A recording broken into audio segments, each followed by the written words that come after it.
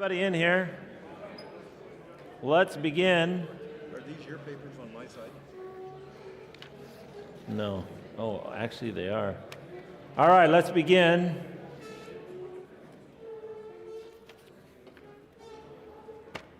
claiming territory.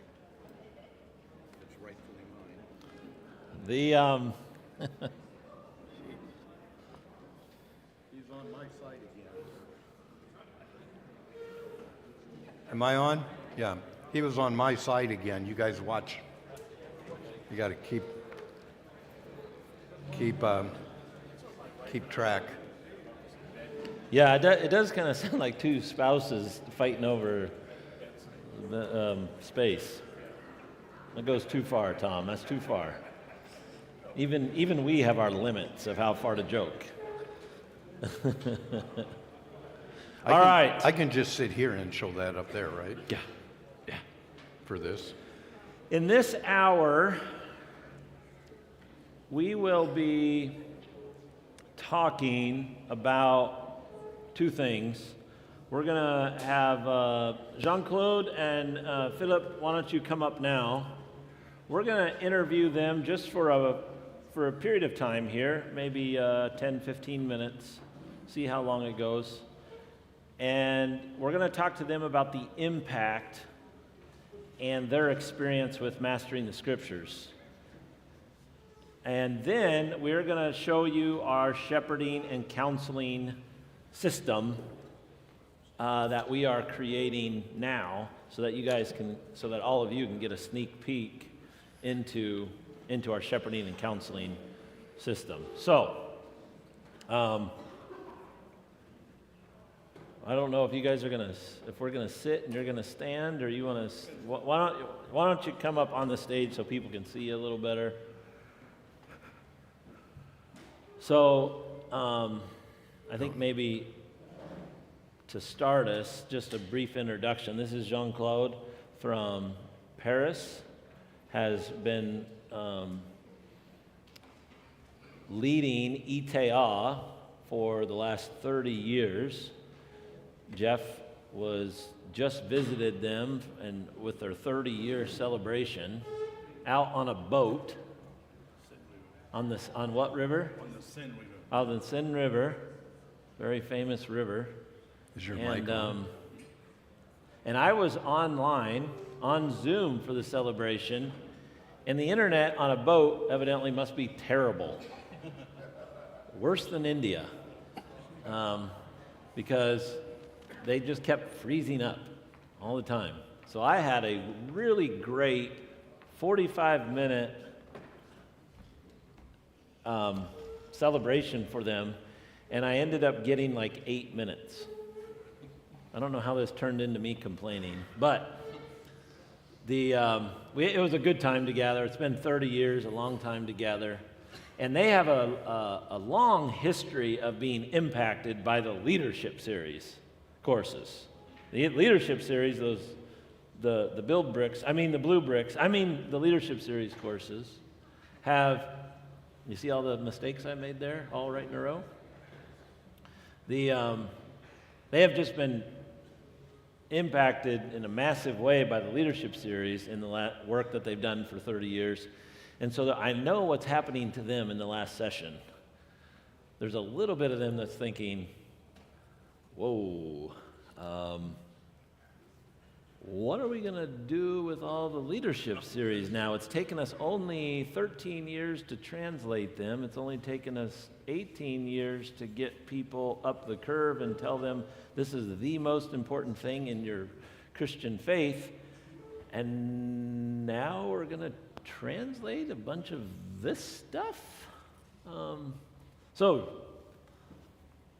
do something with that, Jeff and Jean-Claude. Well, that was not, I admit that was a bad handoff, but I was done saying what I wanted to say, so yours. ITA stands for ITEA, Education Association, Theological Education Association, something International Theological Education. Institute of Applied Evangelism. The mic is so that people can hear you. Okay. Is it good? Yeah. ITEA, sorry. So, a Theological Institution of Applied Evangelism. So started out as a TEE, Theological Education by Extension, by the missionaries in a way. Yeah, with I was Tom. teach through the TE program. Yeah. Then Florent Varac, who was in Lyon, created the ITEA, but he doesn't have any things to put inside. He have the idea that things need to be changed. Then you arrived in 1992, and so in 1993, we decided to ask you if you can throw all this in the ITEA organization. It was empty, in fact, and so we built all the. What's amazing about the 30-year anniversary, and this actually does provide a transition to, I think what you really want to do is talk with Philippe about the 2 Timothy. Yeah, I don't want to and hear mastering the scriptures. That's exactly right. I really don't need to hear from the two of you. Yeah. But I'm just waiting. I'm just waiting for Philip. But if you hold your ground, he just melts. But there's about 3 phases to this. So we're 30 years down the road, and they're still not training that many people. 7 church planting movements originally, but when you're in Europe, 35,000 of the 38 towns and villages in France don't even have an evangelical witness. You know, so I mean, you realize that's just unbelievable. So they've all been pioneering. Philippe with the church planting movement, Jean-Claude leading another one. And so the first third of this whole thing, the paradigms were clashing, and the missionaries were clashing. And I bet it took us 10 years to get rid of all the missionaries. But we finally got it done. And then seriously, and then we started really going after the paradigm itself and the curriculum and the mixture, of the curriculum. And technically there was still tension around all of that. And so I remember about 15 years ago, we both remember this time where we were sitting. Finally, he'd showed me the new catalog, and I just didn't like it at all because Build was buried, under a bunch of other junk. And so he and I had a serious conversation that he's either got to clean that up or I'm going to quit doing this. And we both remember where we were sitting because on the 30th anniversary, we sat in the same place. And so Jean-Claude went to town and really went after the paradigm. And now he's strong enough that it's as literally influencing the theological education institution as a whole of France. And that's a big deal because there's a lot of rigidity, in that. Philippe is the 2nd generation. France for Christ? It is France for Christ is a church planting movement, a network, and they've been pioneering for a long time in church planting. And so, AEI, what's yours? AEI, yeah, AEI, and France for Christ are the 2 strong networks. But what was really cool was Jean-Claude asked Michael and I to come over for the 30th anniversary of ITEA. Mm-hmm. And Michael at least remembered it. Nancy told me, you got to pay attention to this. I didn't pay attention to it. And so I'm in going out of China. I'm in Hong Kong. It's the 28th of the month. Nancy gets a hold of me and says, I think you should go to France because the 29th or the 31st is whatever it is, 2 days later is when this is. Oh man, I've just been on the other side of this, and I like Jean-Claude, but not that much. All right. And so Nancy just, when she gets a hold of something and has a good sense about it, she's a lot stronger than people think. And so at any rate, so what she does, I said, well, you got to make sure you tell this part of the story right. What's that? Make sure you tell this part of the story right. No, I am. Your part? Yeah. Yeah. I'll be the judge. And he made it worse. So at any rate, I don't know whether I think I said, why don't you talk to Michael because I got to get a business class ticket. It's going to cost us, and in order to be able to get there. So then she talks to Michael and then gleefully comes back and says, Michael, I think you definitely should be there because you're still going to have an influence on Jean-Claude and the team in the future. So, one ticket left. I happen to be right in the right place in Hong Kong. You already missed a part. What part? Well, but now don't make anything up. I'm not making anything up. When Nancy talked to me and I said, yeah, he definitely must go, then Nancy talked to you and you started saying, well, there's only 36 hours left, there's probably not going to be any tickets left, blah, blah, blah, blah, blah, violin. And Nancy, so Jeff gets done with his violin playing and Nancy says, well, I have an idea. Try. Yeah, that's right. And sure enough, there was one ticket left, and it went straight from Hong Kong to Paris, and so it worked out quite well. And it was a tremendous time. I mean, Jean-Claude shared the vision of it. Philippe and African Serge. He's got a whole African strategy, and Ivory Coast. What's that? On the Ivory Coast. Yeah, and it's clear that Philippe's, really being groomed to lead this thing in the next generation, and to hear their passion, and to realize this is a 30-year journey where we had to slug it out in the paradigm all the way through.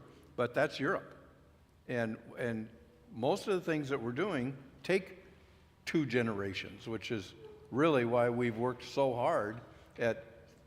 You'll see in my paper. Tomorrow, I finish each one of these white papers. I'll finish with next 30. So what are the next 30 years? Because we're talking about intergenerational activity. And I'm probably going to be in a wheelchair, but I'm looking forward to when there's all, because they're small, and it's going to be small in France, but the French-speaking world right below them in Africa is not small. And they've got the expertise. So yep. God just works those things out. But I'll be in a wheelchair, but I expect to see some really significant fruit now coming on the other side of this. Yeah. It's pretty Amen. cool. So, amen. Man, I'm a real Pentecostal. No, that's a hangover from some devoted Lutherans. Devoted Lutherans? Yeah. Okay. And where you were before. All right. So, Philip, your task is you were, along with a half dozen other people in here, maybe a dozen people in here, you went through 2 Timothy of mastering the scriptures, Paul's later letters. So tell us about, we got the context now. Tell us the impact that 2 Timothy had on you and being a second generation guy and getting, just tell us the impact. Let's start there. Yeah, thank you. It was for me, it was the first time to have a training session with people from all around the world. In the past, I did things, but in specific countries, but it was very interesting to be in a team with people from Kosovo, from Ukraine, from China, or from India, from everywhere in the world. It was very impressive to be part of something global. For the first time it happened to me. So we studied 2 Timothy, the MTS series, Mastering the Scriptures, and I was also impressed by the deepness of it. Going through that book, I read just 2 Timothy a lot of time, but there were some things I haven't noticed before, even if I read it, that book a lot of time. So during this training, 2 things became very clear to me. In 2 Timothy, the first thing was that suffering and hardship are part of the apostolic leader's job description. It's part of the job description, suffering and hardship. And the lifestyle of an apostolic leader is not the one of all.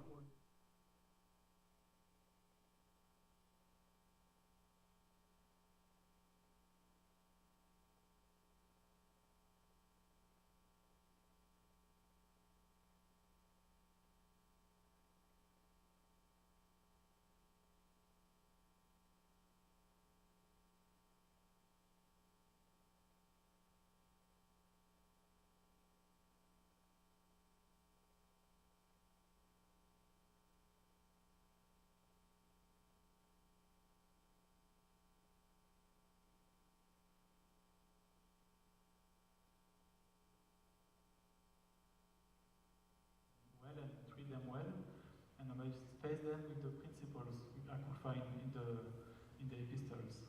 So that was the first thing that struck me. And the second thing is that even if I read the New Testament a few times, like I didn't know what to do with 1 Corinthians 16, Romans 16, and like what happened at the end of 2 Timothy. So that then I discovered that Paul takes a lot of place in these letters to build up the apostolic network.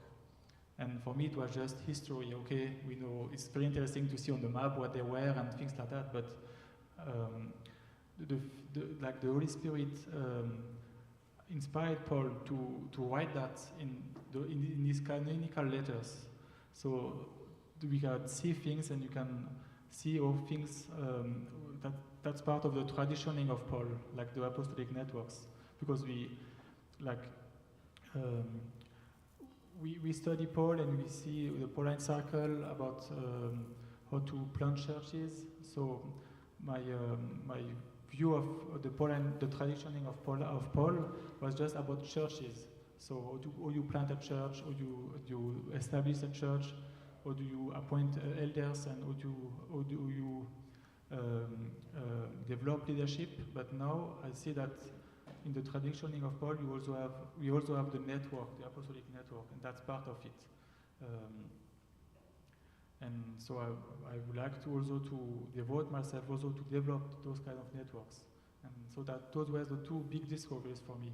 First, that the hardship and suffering are part of the apostolic leader job description, and then the second thing was about the kind of that the apostolic networks belong to the traditioning of Paul. Those were the two things. Wow. So We experienced this with Jeff for 30 years already. Hardship. boy, they didn't laugh at your joke, but That was a joke. I always said that. yeah, your jokes are like mine. You have to tell them.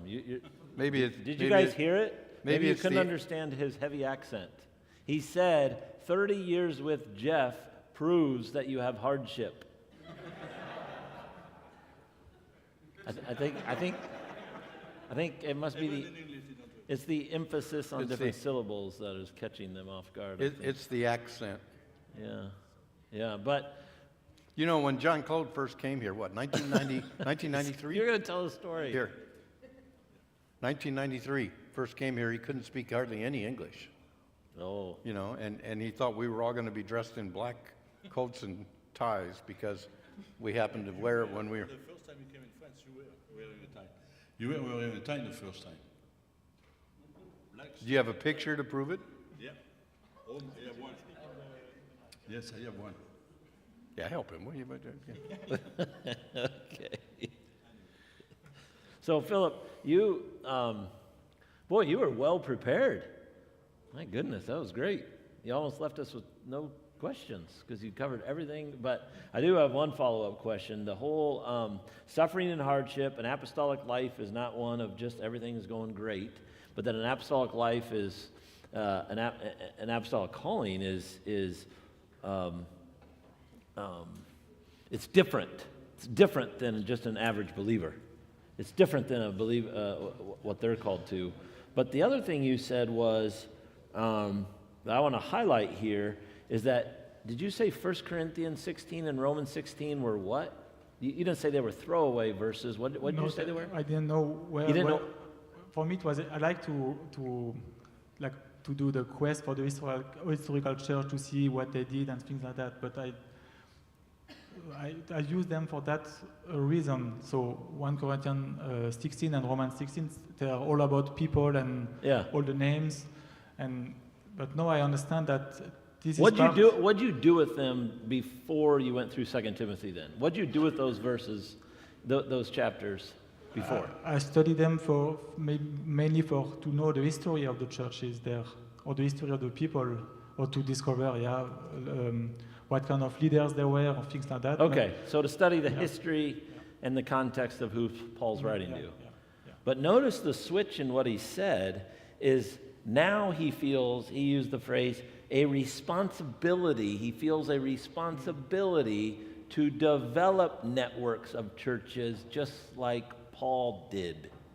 Notice the difference between those two. Those are very subtle differences, but those have massive implications. Because what I was talking about earlier of a parachurch organization that just wants to have a relationship with someone and give them the gospel versus someone who feels a stewardship and a calling and is a father of a network of churches. A consultant versus a father. Very different. Very different. Versus you're just reading something for historical versus you're reading something and you feel an implication for your own life and the role that God has for you. So I think that's part of what Paul was directing network traffic in Romans 16 and 1 Corinthians 16. He is a traffic cop. He is directing, you go here, you do this, you guys get along with one another, bring my books. This is 2 Timothy, 1 Timothy now. Bring my books, bring my parchments, by the way, I forgot my coat. Bring my coat too. Don't be like Demas and want a new job and want a higher pay raise and get distracted with the ways of the world. But all that is all about there's leaders here, and there's traffic going everywhere. It's very complex, you might say. So I think that's enough. Or unless you have something else. Yeah, I wanted to just do one other thing, and that is to state that we're playing it up a little bit. I felt really bad about completely forgetting about that, but it's Herculean to rearrange everything and get on a situation like that. But when I got there, it was just amazing. We were out on a boat on the Seine. It was just amazing because Jean-Claude. Honestly, I think the other side of our conflict 10 years ago, because it was toe to toe. I think you got a lot bolder on the other side of that. But hearing Jean-Claude articulate the last 30 years and the clarity that you had on the paradigm was just tremendous. And then to see Philippe get up there, because your church planting movement has been central all the way along, but at the same time, gradually getting the paradigm, in it. So, and then for Philippe to stand up and just be crystal clear on the paradigm. And then Jean-Claude said, he's going to probably be leading this in the future. And then Serge has a whole plan for, what is it, Ivory Coast? Yeah, Yeah. And so it was like, he's a second generation there's guy. always going to be this kind of struggle if you're in Europe, where Europe is completely post-Christian and the governments own the children. And it's just, but to see that struggle turn into this, and to see these two church planting movements, going the right direction, but then the equipping depth is there to really help the French speaking was just, was really, really encouraging. So I just had one quick question. We got to transition here, I know, because of this other, but I'm working on this section in my papers on next 30 years. So what's the next 30? Just a couple of things for ITEA. So we will try to expand in France more because now we have many people that are coming to us now and crystal clear. They follow us, and also the French-speaking Africa. We really want, with Serge, we really want to establish some things in every coast to be able to reach the French-speaking Africa, Black Africa. So it's we have the resources, so we are developing. We still need resources. We get some new one today, so we have work to do. What he's really saying is, how much time we spent translating the leadership series? That's what he's saying. 30 years. It was long. Since the beginning. Since the beginning, You that's right. haven't Since finished yet. 1993, we're working on it. That was another argument. You can't change the counseling course. So we really we are very encouraged. Actually, we've seen people coming, and we have people established. We have a new generation coming also in France. How many churches in France? So actually, we have 76 churches we are working with. 76, really working with them, and we have more churches around. But there's only about 1,800 churches in France. 2,300 right now. 2,000 what? 300. 2,300. Okay. So we got to have that 10% goal for sure here. Yeah. Anything quick, Philippe, on the next 30 from your vantage point? In this. Translating. I'm joking. But I think now we have to. I am the second generation. You guys didn't hear it. But the next, what I have to do now, I have like maybe I've been in ministry the next 30 years, but now I want to invest in the third generation already now. I have to do it. I have to prepare them now, and because the paradigm takes so much time to get to. It takes years and sometimes decades to go into the paradigms. So Yeah. I want to start now with young people born after 2000, and Oh, you're shifting the date to 2000. All right. after 2000, yeah, there will be the next one.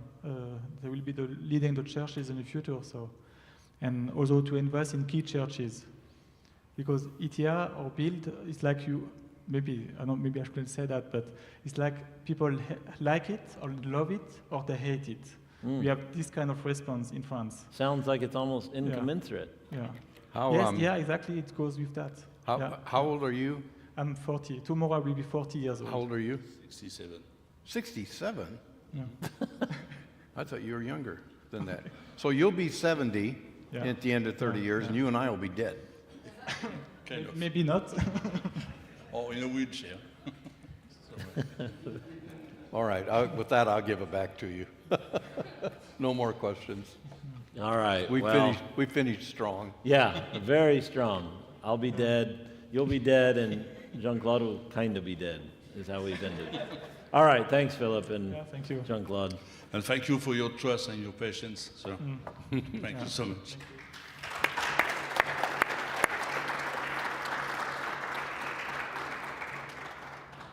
And Philip has said to us we can call him Felipe or Philip. So you notice we did interchange our. It takes us a couple years sometimes to land on a specific name or a specific way to pronounce that. Maybe we shouldn't tell you that, but we're pretty transparent. So we're going to transition now to. We want to give you a sneak peek into we're developing a shepherding and counseling course, system, process. So here's the background. This is like mastering the scriptures. If you don't see a problem with the way the Christian church currently does this, then this is not, you're just gonna think this is another curriculum. But what we're talking about is the church, as I said yesterday, the church with missions, the parachurches do it, or we just give 10% of our budget to it, and that's good enough. Or with leadership training, the church doesn't need to really do it. Most of the leaders, they need to be trained at a Bible school or a seminary. And in the same way, the church with its shepherding and counseling its people, elders typically just make administrative decisions because they rotate on 3 years on and 3 years off, and they make just decisions about whether to put a new roof on and put flowers out front, and whether to have a big VBS sign or have padding on the pews. So I'm exaggerating a bit, but they're not involved in the actual shepherding of people's lives day in and day out, because most of the church is about a Sunday morning event. And so there's not much shepherding that has to take place in that hour-long event, or in the narthex, or in the event afterwards, because you just talk and then you go home. So that's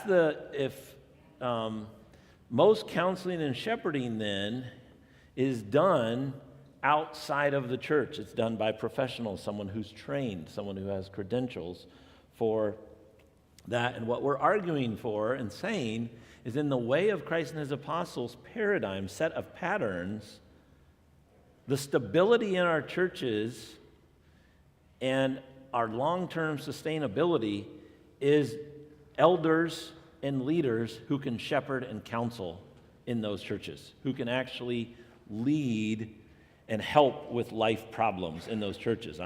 We are not saying we should never use outside help. We should never use those experts who are skilled in particular areas. We're not saying we should never use that either.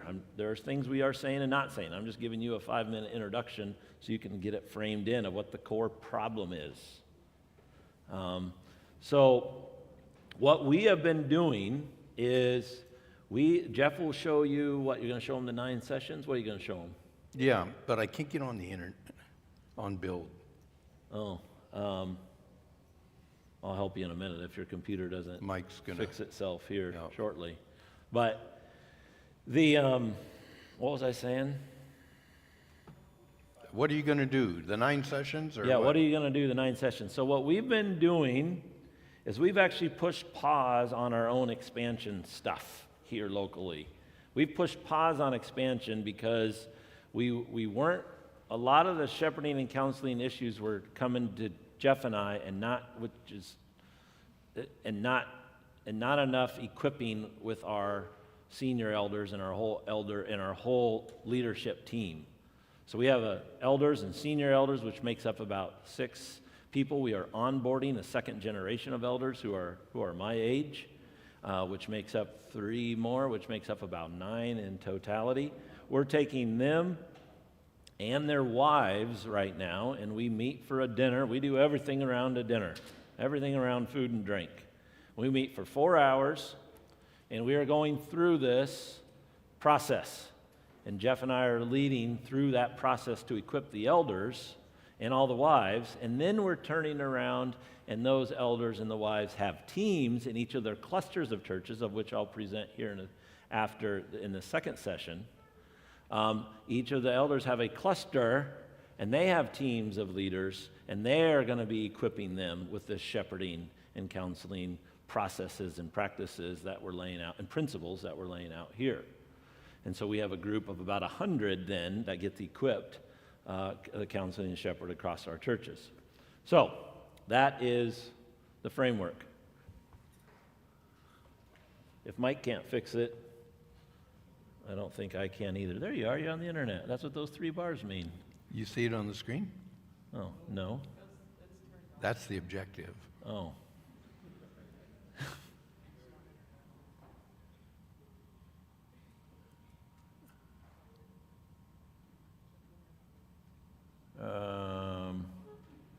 Now we How about- lost my screen. Yeah, we got to go back to mirror. Yeah.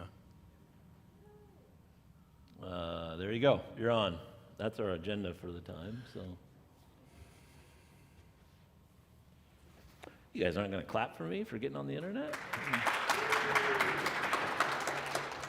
Are they That clapping was- for you that or was- me? That was forced. That felt forced. Just for That was Just for inauthentic. success. That was inauthentic. I apologize for that one. That was awkward. Ugh. I feel unclean now Because of what? because I asked them to clap for me for getting on the internet. That was just, it was forced. It was not good. Well, you just lost that reward in heaven forever. Yeah. Because you got the credit now. That reminds me of taking communion in my old church. I'd examine. Okay. Examine. Shepherding, counseling, and just a 1-minute 40-year history. 1 minute. Starting in 1978, we started having some battles around secular counseling coming in from the outside. Brought in somebody from Dallas Seminary, Minister and Meyer were big at that time, and then we started really getting into some of the wrong ideas of some of the psychotherapies. I'm okay, you're okay, etc. And it increased to a major battle in 83, I mean. And it grew during that time. And so we had a huge week-long council, with our church every evening. And so I prepared a paper for each evening in the midst of our whole debate. And that became, and it never got completely cleaned out until 1985, but that produced shepherding counseling in the early church. All the research for it, it grew into a course when we started producing the courses. So that became our stuff to work with. We lost 25 families, out of that conflict. Very strong paradigm conflict issue. Then we really began on the other side of the shepherding counseling course to start going after some more serious training for our eldership. So we've been in that process for a long time and produced. So this is probably our fifth and now publishable edition of this training package. And so then the process that we had set up was the elders. Well, I'll show you that in just a second. But eventually, we've come to the conclusion that we have to take very seriously. Well, there was the encyclical then, Shepherding, Counseling, and Sustainability: The Importance of a Well-Trained Eldership. There we started now a serious pulling together of the manual, and this is the third version of that. And so we decided we would take 2 years, and of the 9 sessions in this would be a once-a-month session. So Michael and I would lead that. We had the senior elders and their wives, and 3 onboarding senior elders in the future and their wives over at my place for 3 hours once a month, have a meal together, and then go through these sessions. That when we're through with these sessions, then this book will be produced. So we got 2 more sessions, and then we've got the book. You'll see the book will be in the Life Development series. So it'll be the last piece in the series, and then we're bringing all our leaders together once a month on a Monday night, because we got 45 in first generation, 45 in second, and I don't know if we probably won't bring the third in, which are 75, the third gen, but we'll take those first 2 again, and then on Monday night, they'll get this copy, we'll perfect it. I'll go through that during that period of time, and then each of the elders are going to begin putting together a small team, because the senior elders have a cluster of churches, is the way our system works.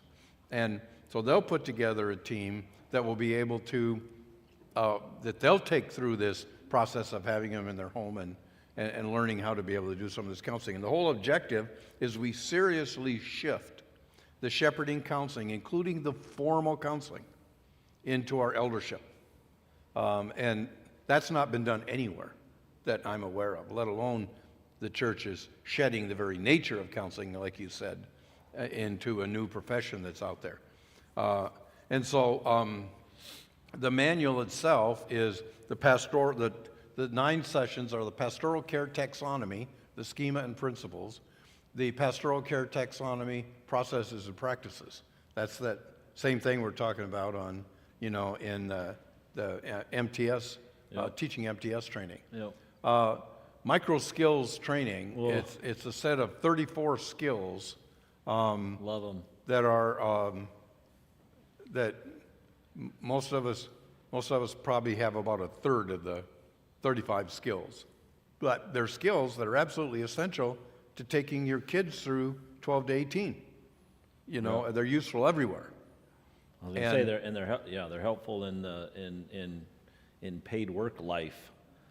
And then major life development tools. That's where that people are saying, we need a whole new set of tools to do this counseling. And no, you need to know how the tools that we've got, Life to the End, Parenting with a Plan, SEMA, the First Principles, how to use the tools in helping frame in counseling, and then pushing people back over to get on the development path, with everybody else if they're off the development path, because of, and then mastering the scriptures, because those need to be available to us to deal with whatever problems are there, and then physiological and psychological assistance, and that's where the outside world, and most people don't know this, but what happens is we don't have to get permission from psychologists or psychiatrists or medical doctors. If we take the person and we simply say, I've done this many times, Mayo Clinic is a terrific clinic in the Midwest. So if we send somebody up to get a psychological and full physical evaluation, all they have to do is sign, and it's sent to us, and we can incorporate those insights, or a local doctor or any kind of local testing that might, be needed. There may be some medication that's needed. But the point is, we need to keep driving the bus. We can't send people outside the shepherding counseling process and let somebody else drive the bus, because then you got confidentiality issues. You're out of the picture at that point. So we built some very specific ways of doing this, including our rebuild programs. So if somebody is out of prison, a parolee, and maybe it takes usually 3.5 years or 3 years to do a rebuild program, or an unwed mother from multiple generations of poverty and no skills.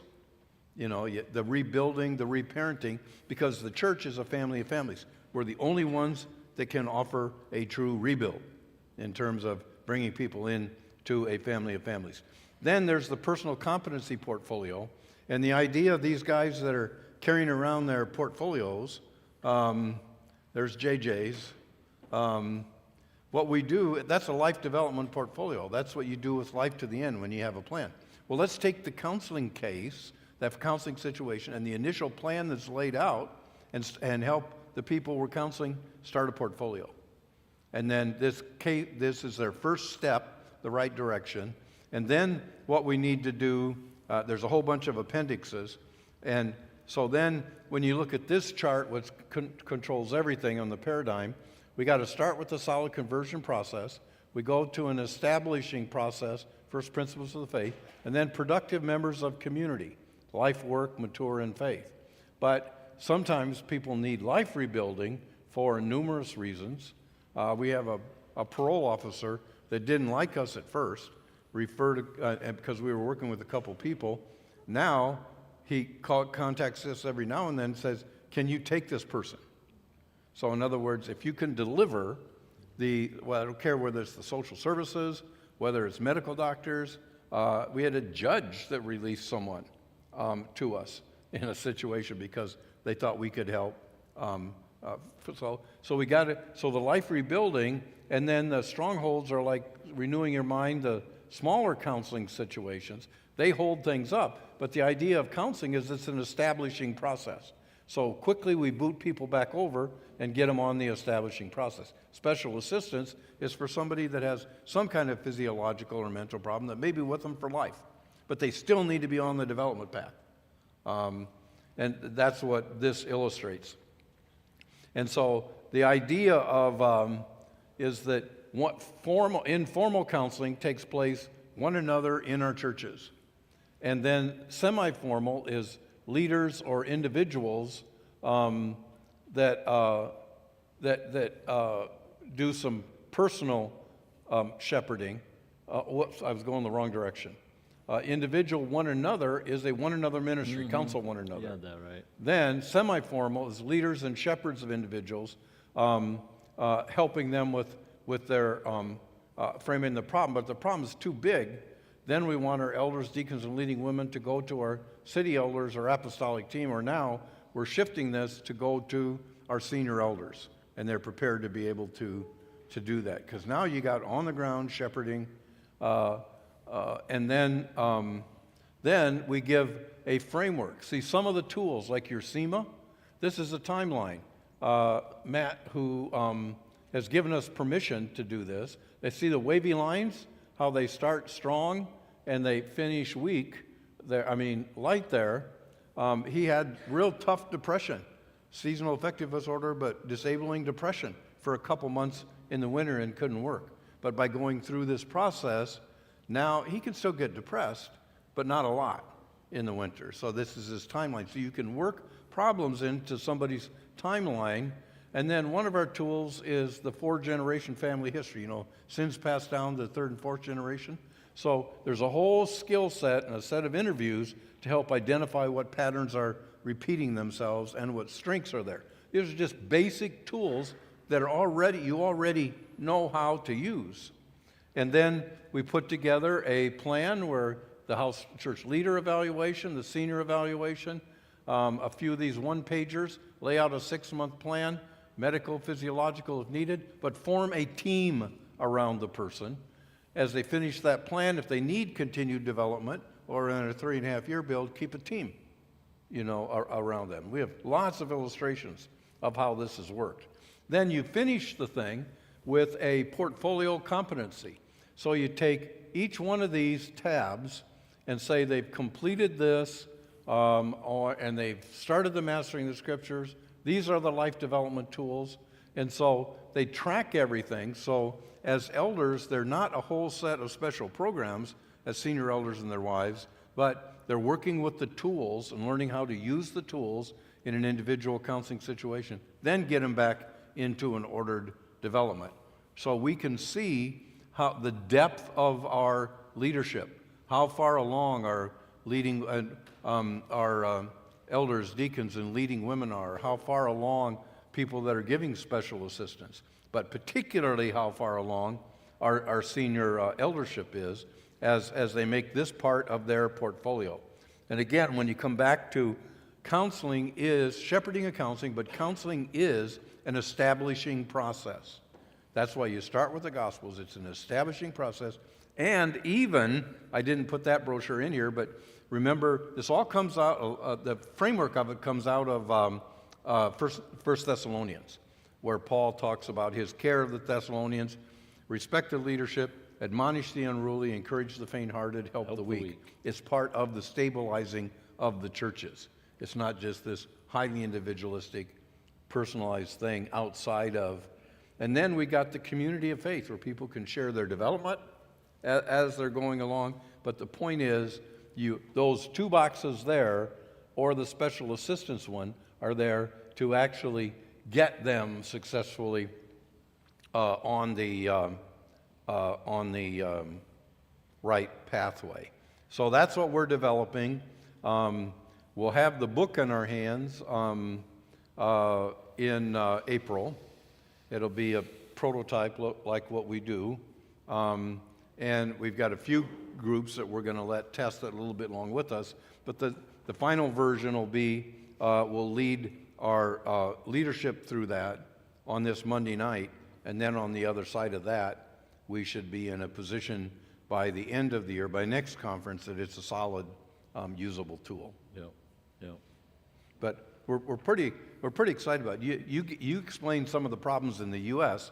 As we've worked with the China and India church, we've heard exactly the same thing. What do you do for counseling? Nothing. We pray. And I won't tell you which one of the two, but if they don't make any improvement, then it's like they have a lack of faith. And if it's too strong, they kick them out because there's no plan, for serious counseling and shepherding. But the West is coming in to a lot of the global South with the psychological care paradigm. And so our churches need to be equipped. Our networks as a whole need to be equipped. And this is as important. It's leadership development, but in the theological education continuum, the long-term impact cannot be sustained without a well-trained eldership. Yeah. So this has been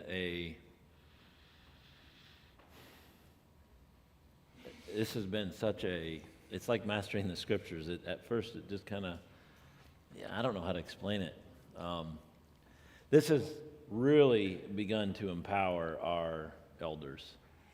And I've got so excited about, there's a book called The Couch, the Clinic, and the Scanner, which shows you a history, 100-and-some-year history of the psychological care patterns. So you got the couch, lay on the couch, tell me your problems. They all stemmed from your childhood, the Sigmund Freud type era.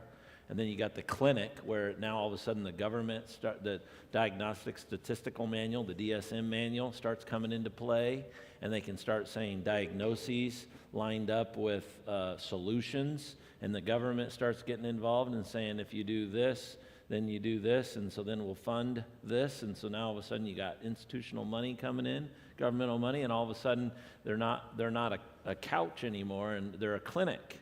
All of a sudden the guy that he's saying, at one point I was doing the psychological care for people. They're laying on the couch telling me all their problems, and the next 10 years I was into a clinic and I was just waving a clipboard around, signing off pills for people,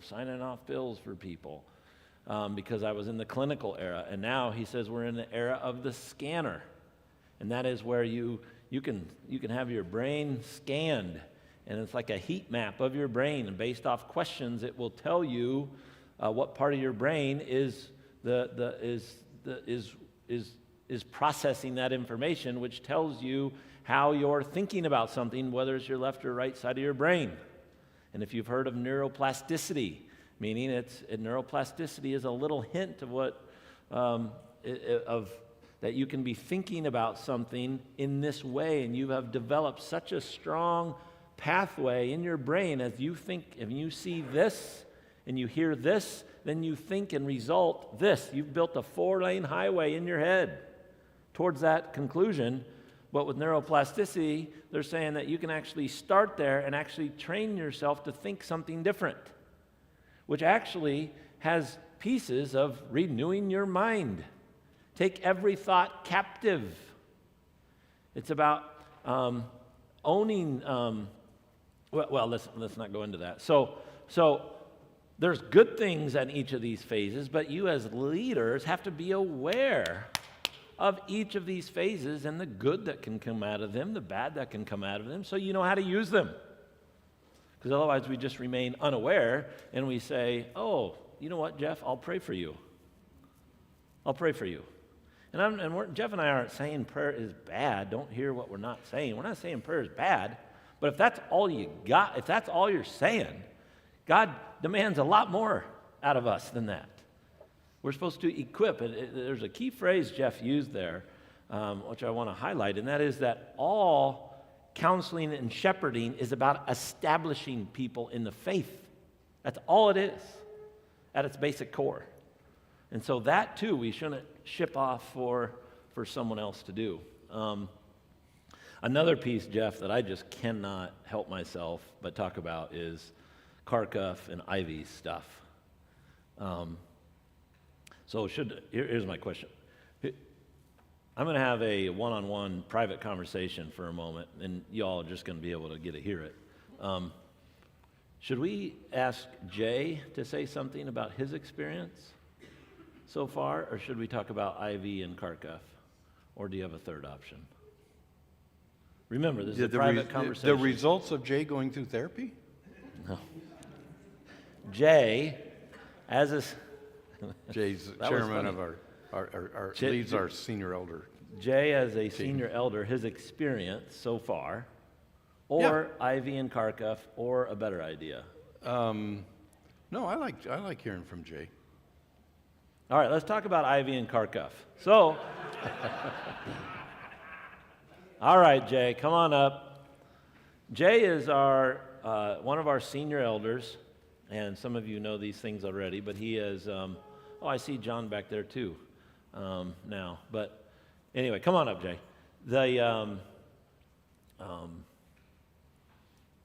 He'll tell you, how long you been here, Jay?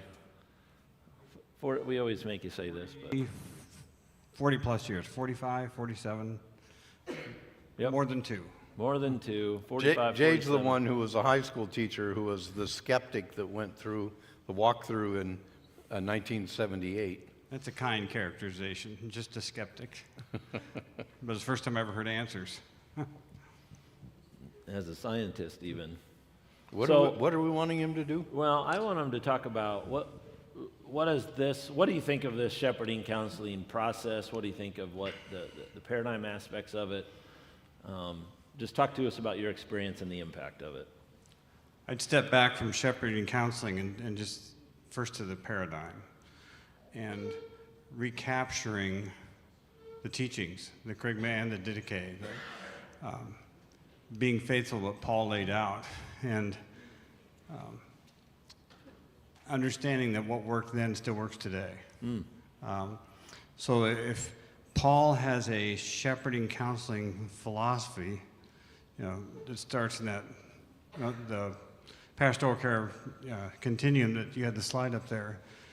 That starts in Thessalonians when you talk about, the weak, the faint-hearted, and how to deal with those.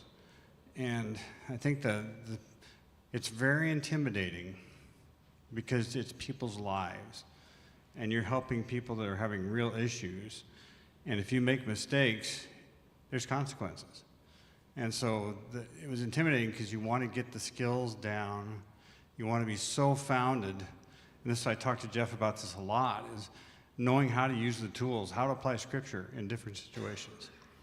And so going through this process starts to pull away that intimidation. It doesn't take away the sobriety of it at all, because again, it's people's lives, and you want to be skilled at it. And the contrast that is, if you don't go through this process and don't understand the scriptural foundation for shepherding and counseling, you live a life of offering trite advice. Or the phrase that we heard is, all we felt like we could do was say, we'll pray for you, which that's a great start, but that's not what Paul said. He gave specific counsel on what to do in these situations. So I think that's the challenge, is to get past that and being equipped in all areas of life, but shepherding and counseling is such a core one, because the idea of a solid conversion, to take someone from the beginning of the conversion all the way through, so they've worked out their salvation and know who they are, who their identity is, to a point where it can withstand the attacks in life. Yeah, the top of that chart is so key, because that's a paradigm issue too, because you think, what's the outcome of a mature Christian anyway? What's the outcome anyway? Their own personal salvation and walk with Jesus every day?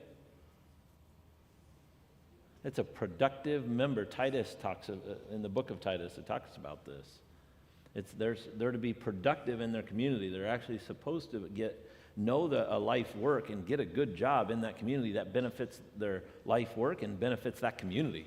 They're actually meant to better that community, better our city. Some Christian cultures are all about separating themselves from their actual community that they're in. We want to be in the world, not of the world. And there's all this language around just separating yourself so we can remain pure in the faith. And there's all sorts of plausible doctrines, but false. Paul talked about those too, plausible doctrines that are actually incorrect. And we're very specific in this course about how to get outside information and handle outside information and still be driving the bus.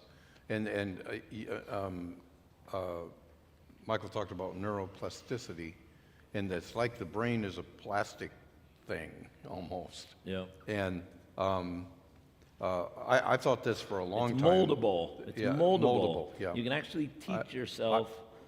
I've thought this for a long time, that, for example, somebody that is bipolar, oftentimes the bipolar started when there's an enormous amount of stress and they have an emotional breakdown.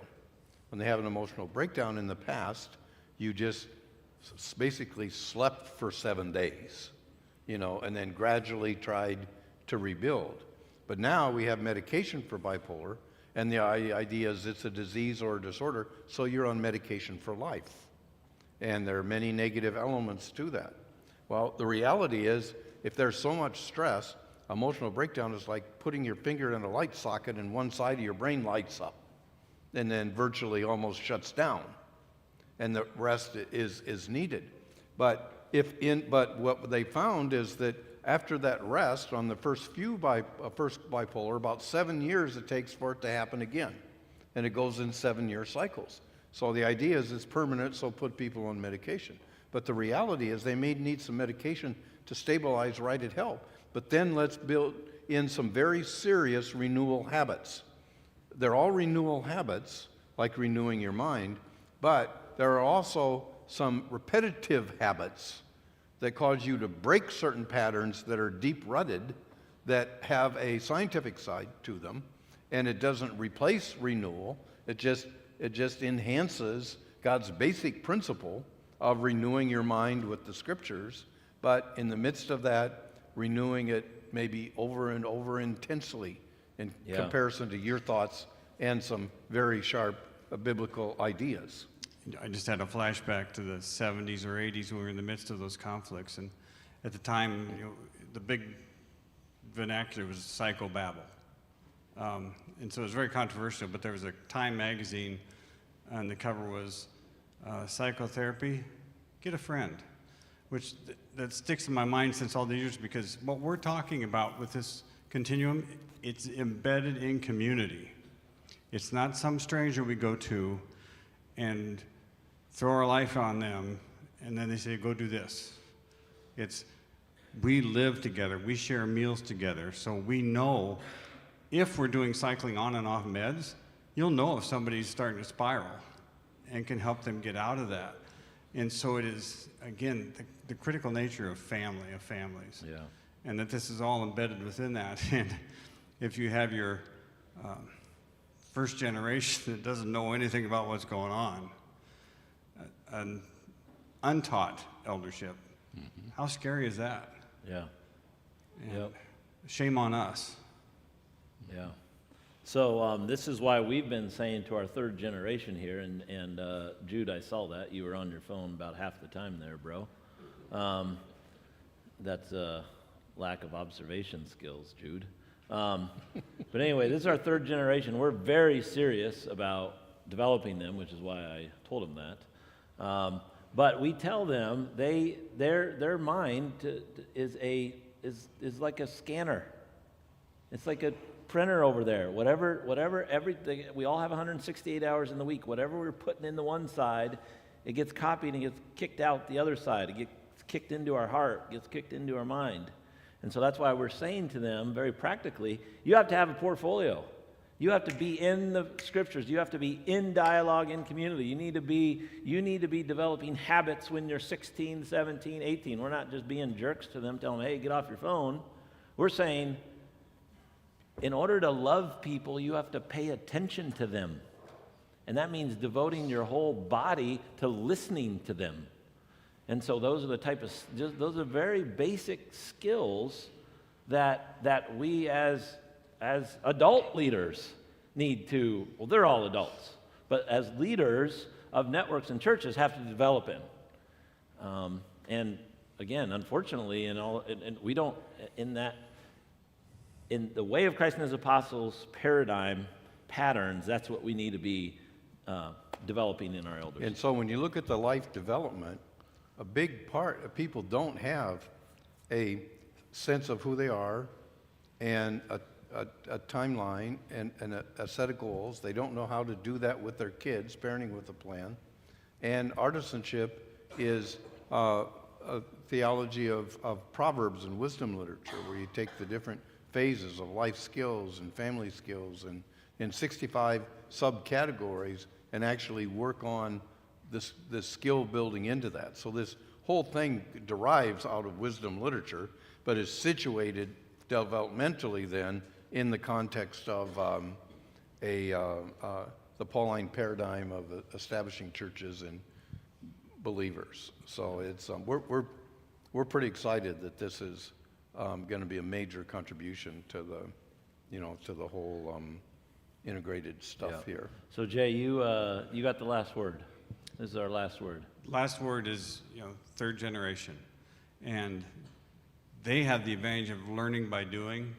They're growing up in this, so they're emerging as adults. And these two talked about the AP3. APM3. Yeah, there you go. You forgot the mafia part. I was trying to do the acronym. I was trying to be hip. See, You're trying I'm relevant from the 1950s. You're trying to be hip. He's trying to be hip. He was the most popular high school teacher. You know why? Because the kids would all find the ugliest tie in their dad's wardrobe. He did this for a decade. And Jay promised that if they would bring the tie to school, he would wear it. And it was funny because he actually thought in most cases it looked good and it matched. What's your But point? you did that for a long time, right? They were beautiful, Yeah, they were beautiful. hand painted silk. But I'm thinking this generation, they'll meet together as a group, and they're counseling one another, and they're holding each other accountable in this process. And so they've got their portfolios they're carrying, and they'll get in each other's face. So they're already in this process. So that's the encouraging part, that it's become part of our identity, which that's so important. You know, we said last word, but now we have to. Some of them, I have them text me their screen time on their phone, just as a way, and one of them are down 3 hours, bro. You're down 3 hours. I guess it's not any of you, but it's your brother. Your brother's down 3 hours. We won't say where he was, but he's down 3 hours. That's a boatload of time on your boatload means a lot. I don't know, I got that from the farm or something. But, and the other thing is about the portfolio is speaking towards holding them accountable. If they don't do their work and they show up at our APM 3 meeting with no work done, they have to hand in their nice leather brown one, and we hand them a pink one. And they have to use the pink one for a month until they earn their way back to the leather one. And I actually showed them this last time the pink one that they'll be carrying around. There was a close call up. at hand, because my son For a month. left his portfolio there, at the meeting, which means the next day he wouldn't have had it, so he can't use it. So he almost obtained the pink one. But he was redeemed because yesterday morning, Jeff could also not find his own portfolio. So he was a little redeemed. But in fairness, In fairness, what? Let's hear this. I want to hear the fairness part. Final word. What I said about your son leaving it was, I said he left it, but it's not a pink level offense. A pink, okay, So he doesn't have to worry about getting a pink. But it was getting close to a pink level offense. So anyway, these are the games we play. They're fun, but this is a sobriety and a seriousness to it at the same time, because we care about establishing each other in this faith. So that concludes this portion. The way of Christ and His apostles. JJ is in the house. We See, got that's it. we got to figure out how to replace that. That's great. It's like exponentials in there. It's really good because it makes us look so stupid Yeah. compared to when they do it with skill and panache. Yeah, all right. So makes us look so stupid. That'll be the conclusion of this isn't it? session. All right, we'll see you. Take a break, 15 minutes. We'll see you back in here.